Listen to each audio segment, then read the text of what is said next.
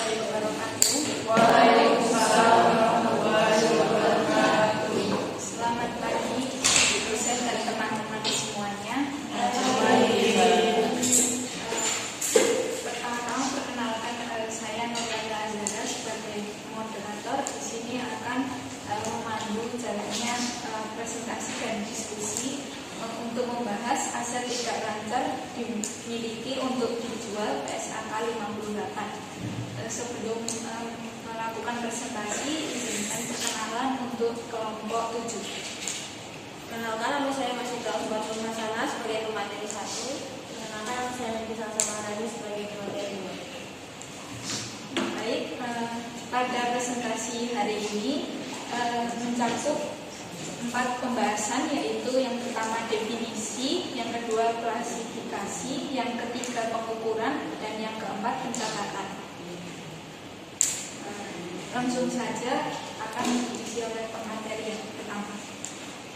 Definisi untuk aset tidak lancar. Menurut PSAK 58, aset tidak lancar adalah aset yang tidak memenuhi definisi aset lancar. Misalnya seperti aset tetap atau aset tak berwujud. Dimiliki untuk dijual, nilai tercatat aset akan dipulihkan melalui penjualan bukan digunakan dalam kegiatan usaha. Suatu aset yang dimiliki untuk dijual adalah ketika entitas berniat untuk tidak menggunakan aset tersebut dalam kegiatan operasinya, namun berniat untuk menjualnya. Mulai 1 Januari 2024, DSAK Indonesia mengubah penomoran PSAK agar sesuai dengan standar internasional. Dalam perubahan ini, PSAK 58 tentang aset tidak lancar yang dimiliki untuk dijual dan operasi yang dihentikan ini diberi nomor baru, yaitu PSAK 10. Klasifikasi aset tidak lancar dimiliki untuk dijual jika jumlah tercatatnya akan dipulihkan melalui transaksi penjualan daripada melalui pemakaian berlanjut. Syarat klasifikasi aset tidak lancar dimiliki untuk dijual. Yang pertama, berada dalam keadaan dapat dijual. Yang kedua, penjualannya harus sangat mungkin terjadi. Contoh pengakuan awal, PT Raya telah mendapatkan komitmen pembelian suatu aset tersedia untuk dijual, namun pembeli menginginkan pengujian lingkungan terlebih dahulu sehingga proses penjualan baru dapat diselesaikan dalam 1 tahun. Aset tersebut tetap dapat diklasifikasikan sebagai aset tersedia untuk dijual jika PT Raya segera melakukan tindakan sebagai respon terhadap permintaan pembeli agar kondisi penjualan sangat mungkin terjadi dapat terpenuhi. Hasil dari uji kelayakan lingkungan tersebut diharapkan akan baik. Pengukuran keputusan untuk menjual. Ketika aset tidak lancar memenuhi kriteria untuk diklasifikasikan sebagai dimiliki untuk dijual, aset diukur pada yang terendah antara nilai tercatat atau carrying amount. Yang kedua, nilai wajar dikurangi biaya untuk menjual, fair value less cost to sell. Yang kedua sesaat sebelum reklasifikasi. Mengukur nilai tercatat, mengupdate penurunan nilai, menghentikan penyusutan. Yang ketiga, pada saat reklasifikasi. Mana yang terendah antara nilai tercatat dan nilai wajar dikurangi biaya manual. Baik, berikutnya adalah untuk contoh pengukuran pada PSAK 58. Soalnya adalah PT XYZ mempunyai aset tetap yang diperoleh 1 Desember 2004 pada biaya perolehan sebesar 10 juta. Lalu nilai residu aset diestimasikan sebesar 10 juta dan masa manfaat 10 tahun. Pada 1 Desember 2007, aset tersebut diklasifikasikan sebagai aset dimiliki untuk dijual. Nilai wajar diestimasikan sebesar 80 juta dan biaya untuk menjual adalah 3 juta. Lalu aset tersebut terjual pada 30 Juni 2008 pada harga 77 juta. Penghitungannya yang pertama adalah kita menghitung nilai buku aset pada tanggal 1 Desember 2007. Karena aset memiliki masa manfaat 10 tahun dan nilai residu sebesar 10 juta, kita gunakan metode garis lurus untuk menghitung penyusunannya. Penyusunan tahunan, biaya perolehan dikurang nilai residu dibagi masa manfaat, yaitu 100 dikurang 10 dibagi 10 sebesar 9 juta per tahun. Selama 3 tahun dari tahun 2004 sampai tahun 2007, total penyusunannya itu 3 dikali 9 sebesar 27 juta. Jadi nilai buku pada tanggal 1 Desember 2007 adalah 100 dikurang 27, yaitu 73 juta. Yang kedua adalah perbandingan dengan nilai wajar dikurangi biaya untuk menjual. PSAK 58 mengharuskan aset diklasifikasikan sebagai dimiliki untuk dijual jika memenuhi kriteria tertentu, termasuk nilai tercatatnya harus dibandingkan dengan nilai wajar dikurangi biaya untuk menjual. Berarti nilai wajar bersih itu 80 juta dikurang 3 juta sebesar 77 juta. Karena nilai wajar bersih 77 juta lebih tinggi dari nilai buku, yaitu 73 juta, tidak ada rugi penurunan nilai yang perlu dicatat. Aset akan dilaporkan dalam laporan keuangan sebesar 73 juta. Yang ketiga adalah perlakuan akuntansi pada 30 Juni tahun 2008 saat penjualan aset. Saat aset dijual seharga 77 juta, maka laba atas penjualan dapat dihitung. Laba penjualan dengan rumus harga jual dikurang nilai buku, 77 dikurang 73 yaitu 4 juta. Jadi PT XYZ akan mencatat laba sebesar 4 juta dari transaksi ini.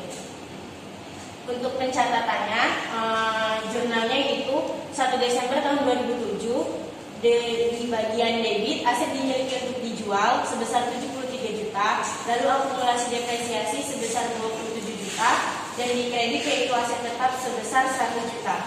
Untuk jurnal tanggal 37 Juni tahun 2008, di bagian debit yaitu kas 77 juta, dan di kreditnya aset dimiliki untuk dijual 73 juta dan juga keuntungan penjualan aset sebesar 4 juta.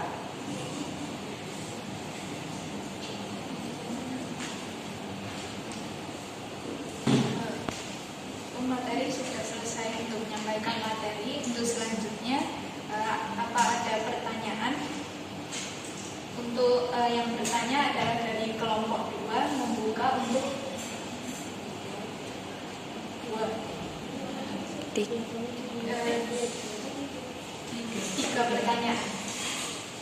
Terima kasih atas kesempatannya. Perkenalkan, nama saya Ainul Ainun dari kelompok 2. Pertanyaannya yaitu, bagaimana perlakuan akuntansi jika suatu aset yang awalnya diklasifikasikan sebagai dimiliki untuk dijual akhirnya tidak jadi dijual?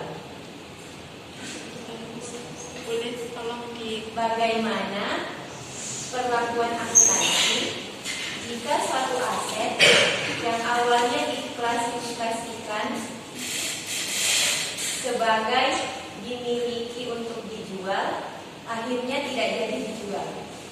Terima kasih. Dari kelompok 2 yang bertanya, bagaimana pendekatan perusahaan dalam mengelola resiko terkait aset tidak lancar yang bersifat spesifik dan sulit dipindahtangankan? Kedua, ingin bertanya, bagaimana dampak jangka panjang dari seringnya mengklasifikasikan aset sebagai dimiliki untuk dijual terhadap kesehatan keuangan perusahaan? Terima kasih. Teman-teman, Mak Niki akan menjawab pertanyaan dari Kak. Jadi soalnya bagaimana perlakuan akuntansi jika suatu aset yang awalnya diklasifikasikan sebagian dimiliki untuk dijual akhirnya tidak jadi dijual. Jika suatu aset yang awalnya itu diklasifikasikan dimiliki untuk dijual berdasarkan PSAK 58 untuk dijual dan untuk dijual akhirnya tidak jadi dijual, maka perlakuan akuntansinya yang pertama dikeluarkan dari klasifikasi dimiliki untuk dijual. Lalu yang aset tersebut harus diklasifikasikan kembali ke kategori aset tetap atau aset tidak lancar lainnya sesuai dengan sifatnya. Lalu yang kedua adalah diukur kembali ke nilai tercatat sebelum diklasifikasikan sebagai dimiliki untuk dijual. Lalu yang ketiga adalah pengakuan perbedaan sebagai laba atau rugi. Jika ada perbedaan nilai setelah pengukuran ulang, selisihnya diakui dalam laporan laba rugi. Jika terjadi peningkatan nilai, maka itu hanya bisa diakui sebesar penurunan nilai yang sebelumnya telah diakui dalam laporan laba rugi. Lalu yang keempat, melakukan depresiasi atau amortisasi. Baik, untuk Kak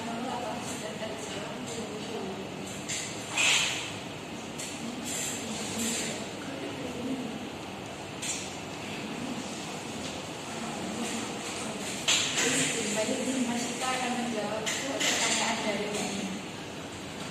Pertanyaannya, pendekatan perusahaan dalam mengelola risiko terkait aset tidak lancar yang bersifat spesifik dan sulit dipindahkan. Biasanya melibatkan kombinasi strategi keuangan, operasional, dan manajerial. Berikut beberapa langkah yang umum dilakukan. Yang pertama, penilaian risiko secara berkala, yaitu melakukan analisis risiko terhadap aset termasuk kemungkinan penurunan nilai atau impairment dan risiko ketidaklikuiditas.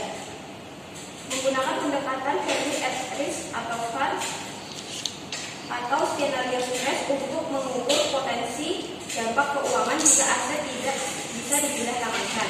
Yang kedua, diversifikasi dan fleksibilitas penggunaan, mengupayakan agar aset bisa digunakan untuk berbagai keperluan atau mudah diadaptasi untuk kebutuhan lain. Misalnya, jika aset berupa pabrik dengan mesin khusus, perusahaan dapat mencari alternatif penggunaan atau meningkatkan fleksibilitas desainnya. Yang ketiga, manajemen likuiditas dan perencanaan jangka panjang, menyusun strategi pendanaan yang mempertimbangkan kemungkinan aset menjadi beban keuangan jangka panjang, menyediakan cadangan kas atau jalur kredit untuk mengatasi kemungkinan kesulitan menjual atau memonetisasi aset. Yang keempat, optimalisasi pemanfaatan aset, meningkatkan utilisasi aset melalui penyewaan, kerjasama dengan pihak lain, atau mencari sumber pendapatan tambahan dari aset tersebut. Contoh, jika perusahaan memiliki gudang besar yang sulit dijual, bisa dipertimbangkan untuk disewakan kepada pihak ketiga. Yang kelima, strategi exit yang disiapkan dengan baik. Jika penjualan menjadi pilihan, perusahaan dapat melakukan pendekatan bertahap seperti menjual aset secara parsial atau mencari investor strategis, menjalin hubungan dengan pasar sekunder atau entitas yang mungkin tertarik dengan aset tersebut. Sudah terjawab. Terima kasih. Untuk selanjutnya pertanyaan terakhir dari Mbak Anjani akan dijawab oleh Niki. Jadi soalnya bagaimana dampak jangka panjang sebagai aset dimiliki untuk dijual bagi kesehatan perusahaan. Nah, dampak jangka panjang sebagai aset yang dimiliki untuk dijual bagi kesehatan perusahaan itu bisa beragam tergantung pada jenis aset tersebut dan bagaimana perusahaan mengelolanya. Yang pertama itu untuk pencatatan dan kinerja keuangan, meningkatkan kas perusahaan, memberikan fleksibilitas finansial, tetapi jika tidak dikelola dengan baik bisa merugikan. Salah. Yang pertama adalah itu bagian keuangan. Penjualan aset dapat mempengaruhi neraca, likuiditas, dan rasio keuangan. Jika dijual dengan harga lebih rendah, itu bisa menurunkan laba. Lalu yang kedua adalah untuk manajemen kas dan likuiditas, itu meningkatkan kas perusahaan, memberikan fleksibilitas finansial, tetapi jika tidak dikelola dengan baik mungkin bisa merugikan. Lalu yang ketiga itu terhadap dampak terhadap operasional.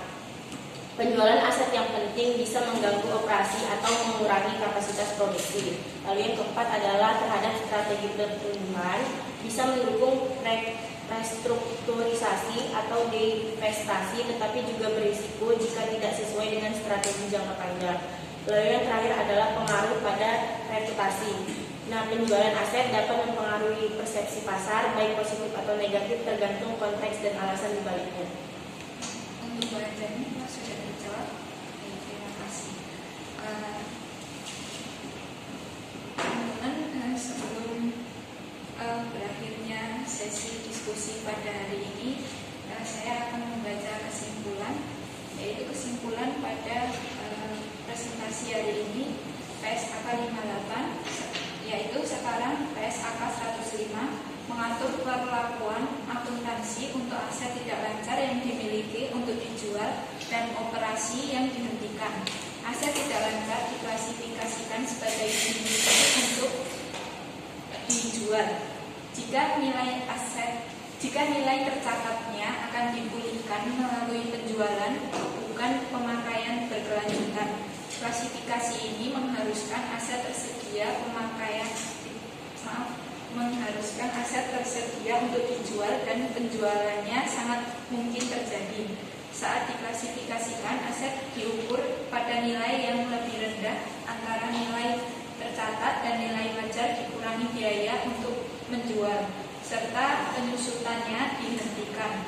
Perubahan utama dalam PSAK 58 adalah penyesuaian nomor menjadi PSAK 105 per 1 Januari 2024 untuk menyesuaikan dengan standar internasional tanpa mengubah substansi aturan yang ada. Baik, berakhirnya sesi presentasi dan diskusi pada hari ini. Saya mewakili dari kelompok 7 mengucapkan terima kasih. Sebesar